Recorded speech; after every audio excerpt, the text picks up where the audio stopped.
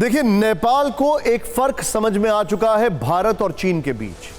चीन नेपाल को चूस रहा है अपने स्वार्थ के लिए, और भारत और नेपाल में जो पुराना संबंध है उसके चलते नेपाल को एहसास हो रहा है कि भारत के साथ रिश्तों में नेपाल आगे बढ़ेगा।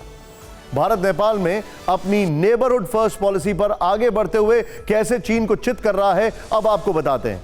चीन और नेपाल के बीच पहले ही पोर्ट समझौता है। यह बड़ी इंटरेस्टिंग बात है, जरा ध्यान से देखिएगा। अब भारत ने नेपाल के साथ कनेक्टिविटी बढ़ाने के लिए नए रेल लिंक एग्रीमेंट किए हैं।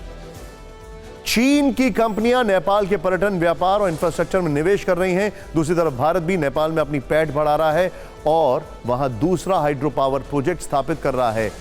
इससे नेपाल मिडिल इनकम ग्रुप में आना शुरू करेगा, जिससे कि उसकी ताकत बढ़ेगी। चीन नेपाल को श्रीलंका की तरह अपने कर्ज नीति के जाल में फंसाना चाहता है, हालांकि इसका लगातार विरोध हो रहा है। दूसरी तरफ भारत और नेपाल के बीच आर्थिक साझेदारी बढ़ाने पर अहम समझौते हुए हैं। गौर करने वाली बात यह भी है कि नेपाल में चीन अपने dream project belt and road initiative को तेजी से बढ़ा रहा है। दूसरी तरफ भारत नेपाल के साथ दिल से रिश्ता जोड़ रहा है, क्योंकि दोनों देशों के बीच रोटी बेटी का संबंध है, और रामायण सर्किट इसका सबसे बड़ा उदाहरण है।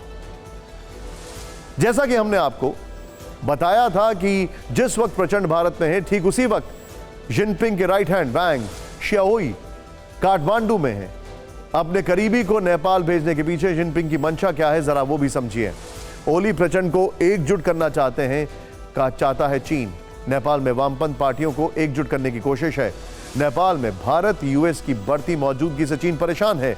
चीन को नेपाल से द्विपक्षीय संबंध बिगड़ने का डर है। चीन को यह एहसास हो चुका है कि अब प्रचंड ने पाला बदल लिया है और इसीलिए बेइजिंग परेशान है।